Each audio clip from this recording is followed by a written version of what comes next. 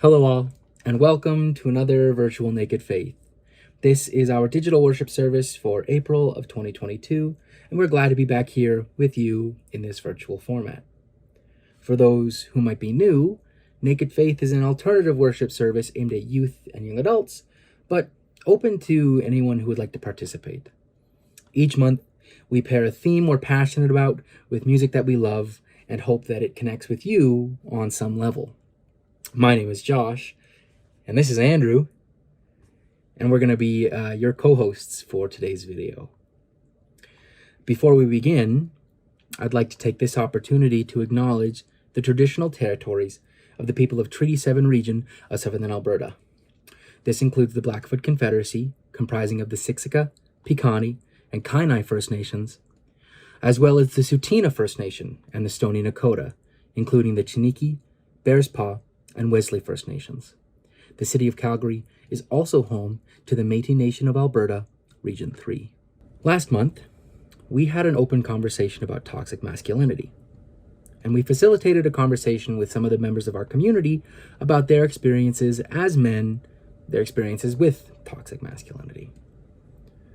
This month, similarly, we hope to facilitate a conversation with some of our community members about their experiences with feminism. Just like last month, the bulk of our theme is going to be represented by this discussion. We hope you gain some insight and take away something from the conversation. As we all know, Andrew and I personally, that conversations like these are incredibly important to have. And with that, let's get right into it. It doesn't let me make you co-host. The only option is to change the host to you. Oh, okay. I don't want to give you that much power. Wait a minute. Too much power. Wait a second. These power dynamics Because I'm Wait a also second. themselves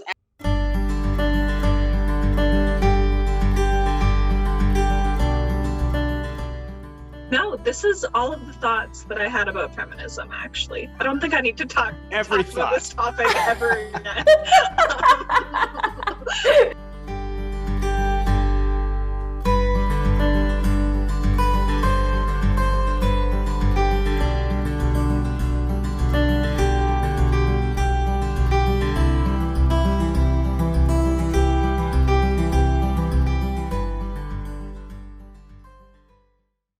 Well, welcome everybody to our second ever Naked Faith Zoom roundtable panel discussion. Last month we did a discussion on toxic masculinity, and so this we kind of thought it'd be interesting to do almost as a part two, a call and response, a very similar structured Zoom roundtable discussion on feminism. And so we gathered up some of the most brilliant individuals within the church community, and we're going to talk about it. And really what I think we're going to do is I'm going to explain feminism to all of you. Yes. And then you can tell me how you feel about that. Ladies and gentlemen, feminism exists. Just kidding. Yeah, so I first of all wanted to start off with kind of what does feminism mean to us, because I think the concept of feminism has shifted and changed a lot over time. And so I'd love to just hear, like, not necessarily like a textbook definition, but like a personal sense of like, what does it mean to you? So I think for me, I learned a lot recently about the concept of feminism as being intersectional. And so it's no longer just something that needs to be centered around or led by white women, as it has traditionally in the past. But it's really important to recognize there's multiple demographics of people that have been marginalized kind of through time, and kind of work together to lift each other up and get more kind of equitable opportunities for everyone. Feminism is kind of like the fight, or like getting rid of the fight to essentially get rid of gender roles in our society and gender norms, because like gender roles kind of impact women a lot, because we're often seen as like, well, women just in general are kind of seen as like a weaker sex. But not only that, but there's kind of the expectation of like the man to take care of the woman and like to be strong and kind of like not show emotions, when that's not really the world that we should be living in anymore. So kind of just letting, and it's all kind of just like giving women not only the opportunities that they should have gotten, and kind of like equalizing it for like, I guess, all races as well, like Zoe was saying, but genders as well, and kind of, well, like just getting rid of gender roles because we don't need them anymore. Get rid of them. Something that I've been thinking more about is how feminism is sort of centered around breaking down all kinds of binaries that really benefit the patriarchy. So this idea that like there's men versus women, there's working versus family, there's like weak versus strong, as though like all of these things are opposing each other, when in reality they're, you know, shades and they coexist. And the idea of feminism to me is that those binaries don't need to exist, and we're trying to toss them out the window. Personally, for me, what I've noticed, especially orienting my perspectives on like feminism, I just learned about like Black feminism while I was in university, and how that was like one of the original perspectives that was mostly used in order to even start feminism in the first place, because a majority of the women who wanted to change the rights and the policies that withheld them from doing things were women of color, Black women, and that's never spoken about, that's never shared. And I feel like right now it should really be very inclusive, which is why like I started the podcast. It's like to strengthen like Black women's voices, Black bodies, women of color, to hear this perspective, because it's not heard very often. And if it is, it's always from like a very like, they're minority, they suffer. They have to like constantly do this, but we're never seeing like the success and the amount of power behind like Black women when they're moving through the world, when they have to make certain decisions that impact their like everyday lives. So yeah. I mean, like, I'd even argue that the conversation that Naked Faith held last month, like, not to project a label onto a conversation that I wasn't part of, but like, in some ways that was a feminist conversation, right? I've really appreciated how like the conversation that we've had has been so intersectional already. Really, like, feminism is about, like, I think for me, like a liberation, and without, you can't have that conversation. Like, we can't talk about breaking down binaries without talking about how like binaries are a really Western construct, and like talking about Indigenous ways of knowing. And we can't talk about feminism without also talking about like misogynoir and how that impacts like Black women especially. And so I have just been really grateful to, I was nervous to walk into this space because I have such a complex relationship with my gender, right? Like, I was raised as a woman, I am often perceived as a woman, I do not always feel like a woman. Like, that relationship is very complex for me. And so in order for like myself to feel invited to this conversation, it requires that kind of broadening of like, this is not just about women, and it's not just about white women, and it's not just about straight women or cis women. It's about like empowering people to take down systemic oppression. I was going to incorporate a lot of the same things other people have already said, but yeah, for me, it's like, yeah, feminism is something very inclusive of like all, you know, the groups that other people have mentioned, and yeah, especially like men and all genders. I think it's important for like everyone to be part of the conversation, and that yeah, I think it's like, it's unfortunate that like feminism has kind of like gotten a bad rap recently, or like at like it always has at times, with like people kind of like misrepresenting it as like hating men, or like you know, favoring women over men and that kind of thing. And I think like sometimes it's like even the word feminism, because it is kind of associated with women, almost does it a disservice. But I definitely believe it's about, like lifting up everyone to their like full potential and like allowing everyone to have equal opportunities. So yeah, I think in order to do that, like everyone needs to be part of the conversation and to be able to just support everyone in society to be able to like reach their goals.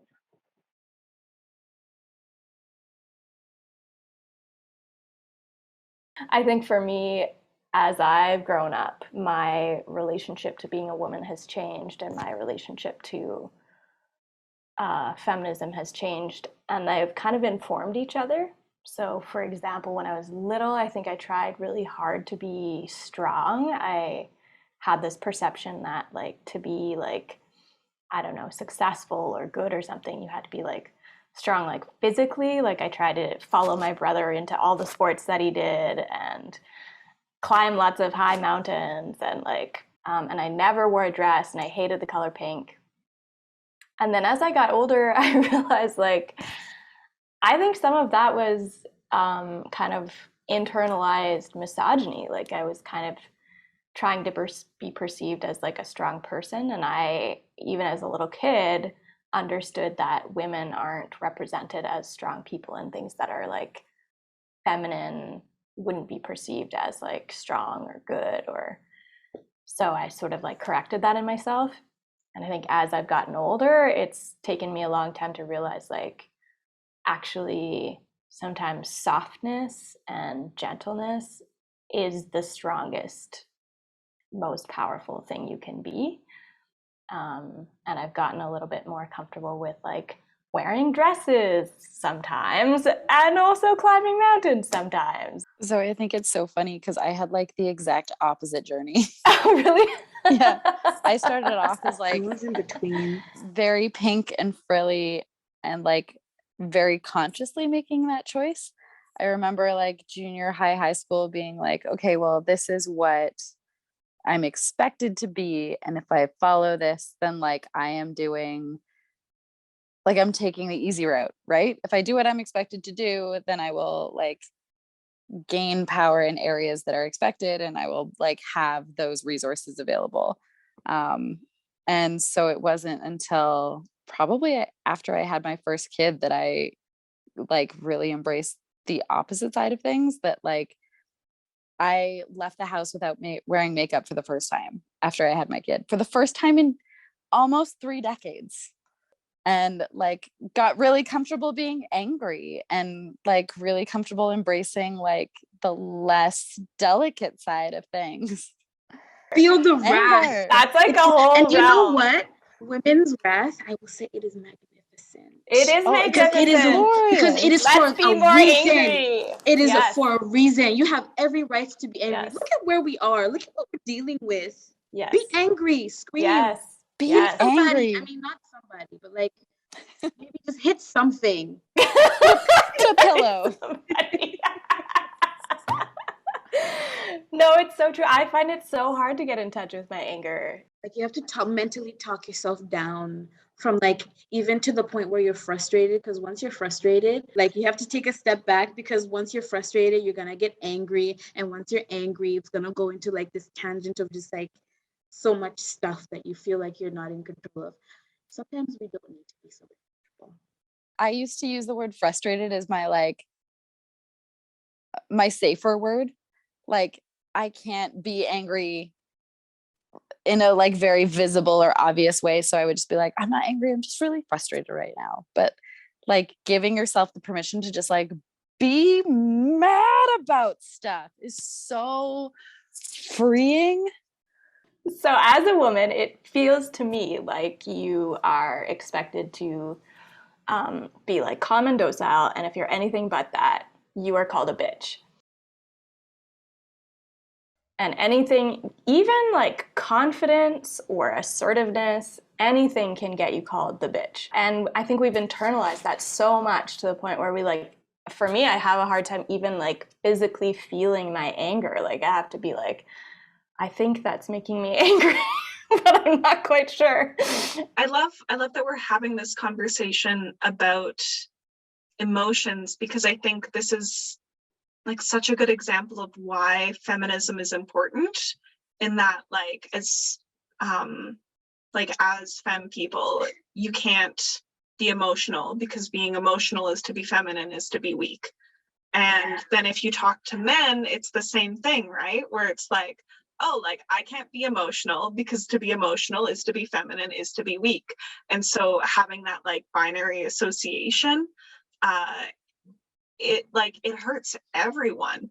It's a lot harder to be vulnerable than it is to just kind of hide away your emotions. So I think it's a lot showing vulnerability and talking about your emotions actually makes you a lot stronger. I kind of went through a period of time where I really struggled with my gender identity, because I wasn't quite sure if I wanted to fit with a lot of the feminine stereotypes and rules. And I was like, hey, what if I don't want to wear a dress? And what if I want to wear a suit and tie?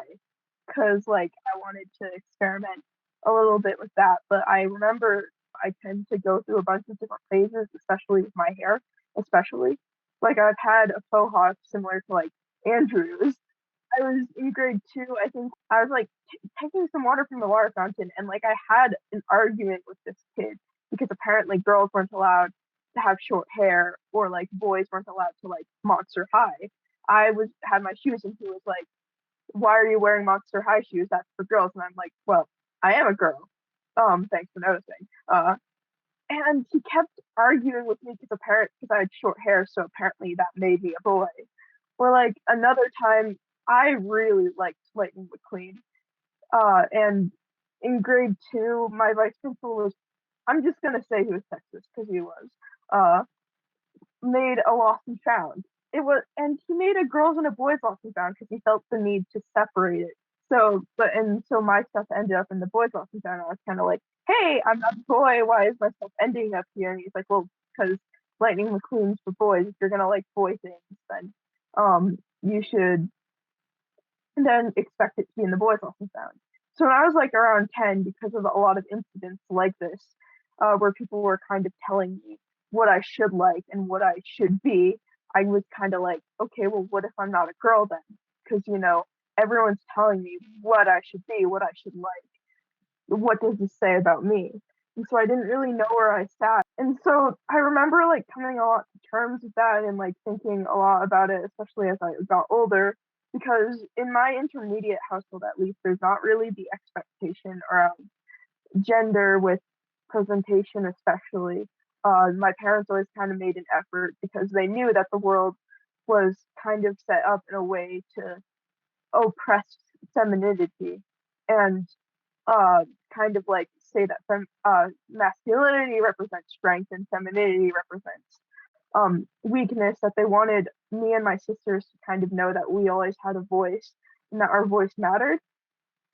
And so luckily I grew up in a safe environment where I kind of got to the realization of even if I don't consider myself fully a girl, I can always just accept that I have feminine traits and masculine traits, and that there's not really the need to have the binary, and I should kind of just do what I want.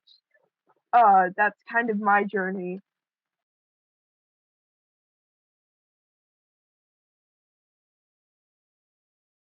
I thought of an example it could be with friends or in public, with a server or a salesperson or something. It's I'm with my partner who's a man, or a group where there's some men and some women, and a male server or something only addresses the men, or only addresses the men in the group and kind of ignores the women, or doesn't acknowledge their presence or their questions.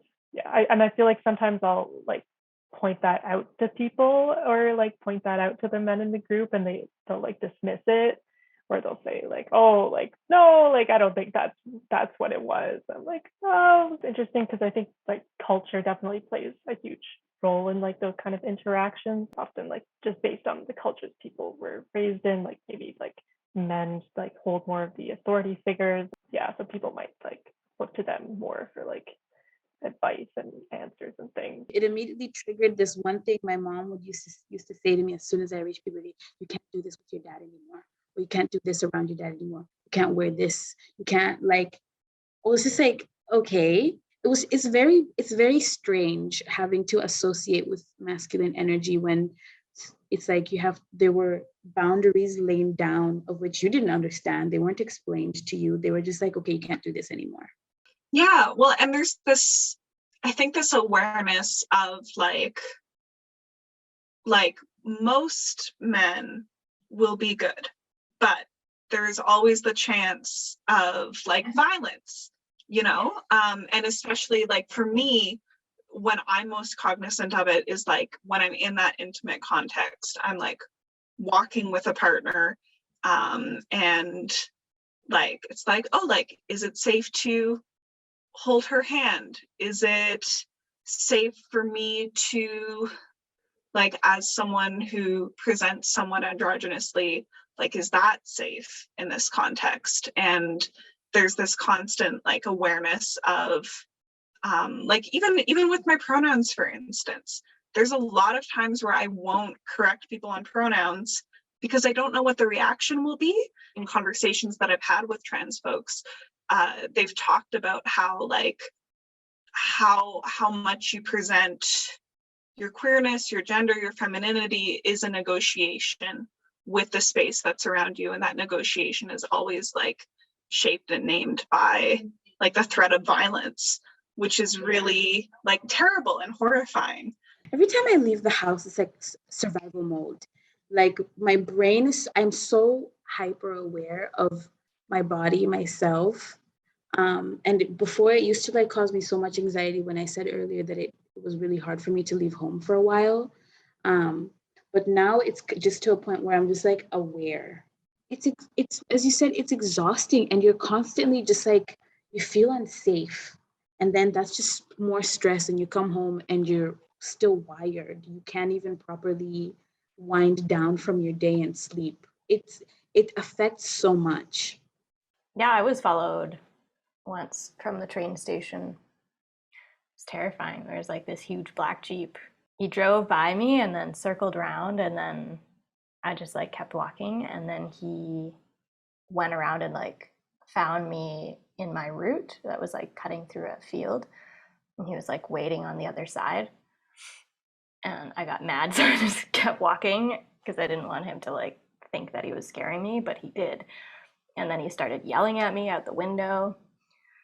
Yeah, it was terrifying and extremely enraging. I've never felt so powerless. I was like, if he wanted to hop out of his car and grab me, he could just do that. I feel like one of my biggest fears with that especially is just like, it won't even be on the news. I worry about that about my sister as well. Like it scares me to death, especially because it was a very small, like white town. I was always so scared for her. I was like, just be careful. Don't talk to anyone like who doesn't feel right to you, because if you go missing, I will be the one warning you. We will be the one warning you. But like, who's to say that it'll even make it on the news and that they'll find you? That's my biggest. It's ridiculously common, especially amongst, once again, like the women of color and Black women. It's never taken seriously, and even if it does make it on the news, it's always probably going to be portrayed from some angle that's very derogatory and takes away from like the character of which the loved person that it was. Same can be true of Indigenous women too. Hey, like there's a huge epidemic. It's the lack of just seeing Black women, women of color, Indigenous women as human beings who actually are people with families and lives and who have dreams and goals that they're aspiring to.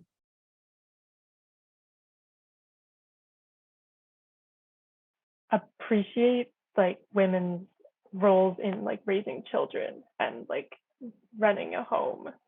When you see like men out with their children, or taking care of their children, or at the park or something, like people are always like, oh, they're like heroes, they're an anomaly, like, wow, you're with your kids. Like but then like, yeah, women do it all the time and like no one gives them any credit. And I've probably seen it in interviews and stuff, but like celebrities like who are women, if they like just had a baby, they'll be asked like, oh, like who's taking care of your kids, or like where are your kids? Like male actors or musicians or whatever like generally never get asked those questions. I feel like we almost overcorrected a little bit in feminism, where it's like, okay, women are now valued if we act like a man and wear a business suit and go to our high-powered corporate job. But now we need to be like, now you can be valued however you are, no matter what you're doing.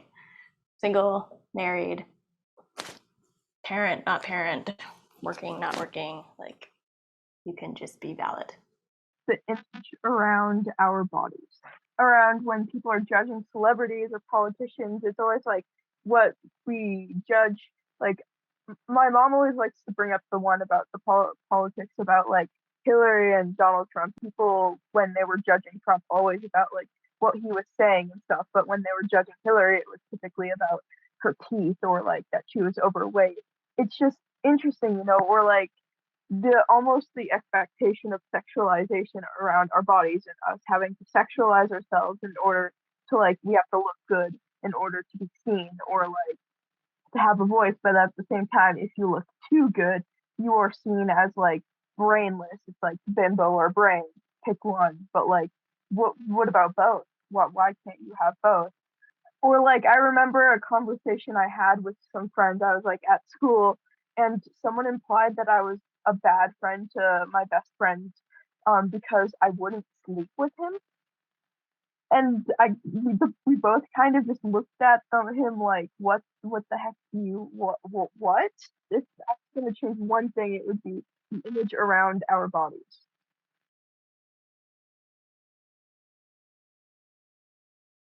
Like for me, church, and specifically the church in Calgary, was a place where I really saw like women empowered. Like specifically, I grew up in Simons Valley United Church. I worked for St. Thomas United Church, and like Vicky McPhee and Tracy Robertson are powerhouses, and they're incredible, right? Like, and just I think growing up with that influence on my life, like I could say the same thing about Brenda. I could say the same thing about you, Zoe, right? Like having those women who are both like very powerful, fiery, like ready to go to bat for what they believe in, and then seeing that they have this incredible platform within the church, right? Shout out to Vicky and Tracy. I love you guys. Yeah, I would say my relationship with like faith and feminism is complex. Recently, I was in a conversation about intersectional theology where it really kind of hit me that like all of Christianity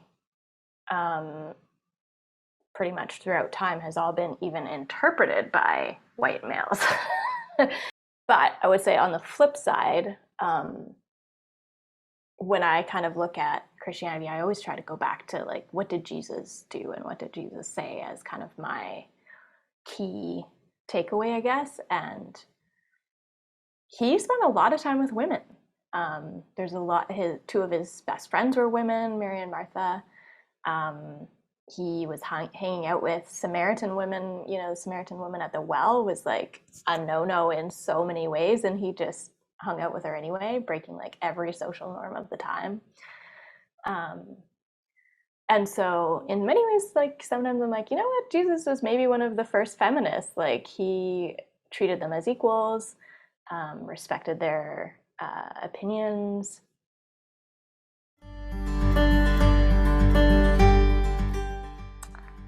Yeah, I would love to just hear any like final comments from anyone or any kind of like last additions or. I really appreciate you guys making space for conversations like this and being so open to receiving perceptions from other people and always welcoming whatever they have to say with so much love, understanding, and encouragement. It's been something I've been like struggling with, just like making space for even myself sometimes. So it's so lovely that I was even invited here. So I'm just very happy to be in a space where it's encouraged to be yourself. It's encouraged to be honest and loving and just move with a softness. Yeah, I really appreciate you taking the time and sharing vulnerably and helping get this conversation out there, like sharing these unique perspectives. Especially each of you, I think, have a really important kind of piece of the pie or aspect of the conversation to add. So yeah, I just really value you taking the time to keep those conversations going and expand all of our knowledge. Yeah, it's really a big honor to have you.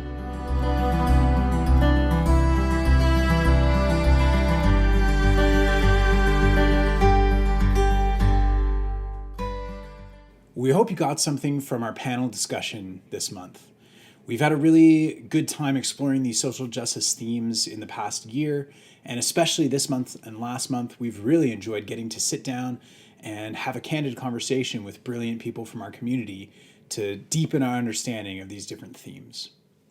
A big special thank you to our panelists this month. Thank you to Anna Lee, thank you to Tanaka, thank you Eden, thank you Leanne, and thank you Amanda. And a very special thank you to Zoe for helping us plan this month and for helping host our panel discussion. Thank you to all our regular players this month as well, everybody who helps make Naked Faith possible. Thank you to Josh for being the greatest co-host anybody could ever ask for.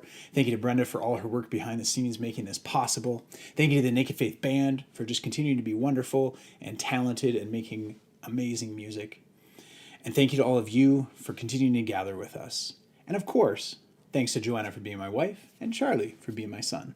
Remember that immediately after this, if you're watching it live on YouTube, Josh and I go live on Instagram and we talk a little bit more about the theme. We go a little bit deeper. And this month, we may just have a very special guest joining us. So make sure to check us out there at Naked Faith Worship. And we are very excited to announce that next month, Friday, May 13th, we will be back in person. Naked Faith is live at St. Thomas United Church. So please, please, please come join us. It's the first one in who the heck knows how long, unless something goes wild between now and then, which is very possible in these times. But we're hoping. Friday, May 13th, St. Thomas United Church, we're back. So thank you to everybody for joining us. We hope to see you next month. Take care. Straighten my mustache. Straighten my mustache.